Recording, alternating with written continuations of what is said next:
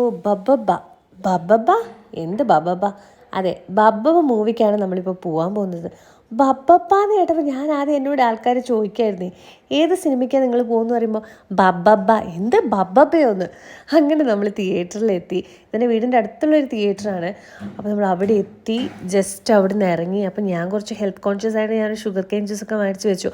പിന്നെ ഇവിടുത്തെ ഒരു ബെനിഫിറ്റ് എന്താണെന്ന് വെച്ചാൽ ഇവിടെ നമുക്ക് ഫുഡൊക്കെ ക്യാരി ചെയ്യാം കേട്ടോ. നമുക്ക് ഇഷ്ടമുള്ള അമ്മ, അനിയത്തി, അച്ഛൻ. അപ്പം നമ്മളങ്ങനെ പോവാണ്. ലേറ്റായി എപ്പോഴും ഉള്ളതാണ്, എത്ര നേരത്തെ ഇറങ്ങിയാലും ലേറ്റാവും. അമ്മു എൻ്റെ അനിയത്തി, അവളാണ് ദിലീപ് ഫാന്. ഏത് സിനിമ ഇറങ്ങിയാലും ഫസ്റ്റ് ഷോ അവൾക്ക് കാണണം. അങ്ങനെ അവളുടെ ഒരു വാശി കൊണ്ട് നമ്മളിങ്ങനെ കയറി. ഞാൻ ഓഫീസും കഴിഞ്ഞ് ആകെ ടയേർഡാണ്. അതുകൊണ്ട് എൻ്റെ മുഖം ഞാൻ അധികം കാണിക്കുന്നില്ല. ദിലീപേട്ടൻ്റെയൊക്കെ സിനിമയുണ്ടല്ലോ, നമ്മൾ പാണ്ടിപ്പട, കല്യാണരാമൻ, ഇതൊക്കെ കാണുമ്പോൾ എന്ത് ഭംഗിയായിരുന്നല്ലേ പണ്ടത്തെ നമ്മുടെ കുട്ടിക്കാലം. ഇതാണ് ബബ്ബബ്ബ. അപ്പോൾ ഇവിടെ കുറേ ഷോസൊക്കെ നടക്കുന്നുണ്ട്. നമ്മൾ നൈറ്റ് ഷോക്കാണ് പോയത്, ഒരു 9 o'clock അങ്ങനെ. അപ്പോൾ അങ്ങനെ നമ്മൾ ജസ്റ്റ് പോയി. ഇവരൊക്കെ വേഗം കയറി, ഇനി ആർക്കും വേണ്ട, ഞാൻ ഒറ്റയ്ക്ക്. അങ്ങനെ ഇവർ കൂടിപ്പാഞ്ഞ് പോകുന്നുണ്ട്, ഞാനും അങ്ങനെ കയറി. അങ്ങനെ നമ്മൾ കയറി. സിനിമ ആക്ച്വലി നന്നായിരുന്നു കേട്ടോ. എനിക്ക് തോന്നുന്നൊരു കംബാക്ക് ആയിരുന്നു.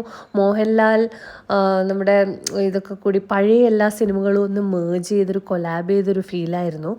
അങ്ങനെ ലൈക്ക് 100% എന്ന് പറയാനില്ല, ബട്ട് അറ്റ്ലീസ്റ്റ് ഒരു 80% ഒക്കെ കണ്ടിരിക്കാൻ പറ്റിയ സിനിമയാണ്. അങ്ങനെ ബോറൊന്നുമില്ല, പക്ഷെ നല്ലതായിരുന്നു. എനിക്ക് ശരിക്കും ദിലീപേട്ടനെ കാണുമ്പോൾ ഒരു പാവമൊക്കെ തോന്നും. എനിക്കറിയില്ല എന്തെങ്കിലുമൊക്കെ ചെയ്തിട്ടുണ്ടോ ഇല്ലയോ എന്ന്. പക്ഷെ അങ്ങനെയൊന്നും ചെയ്തിട്ടില്ലെങ്കിൽ, വേറൊരാളെ ഇതിൻ്റെ പിന്നിലെങ്കിൽ, നമ്മളൊരാൾ കുറ്റപ്പെടുത്തുമ്പോൾ നമുക്ക് എത്ര വിഷമങ്ങളുണ്ടാവും അല്ലേ.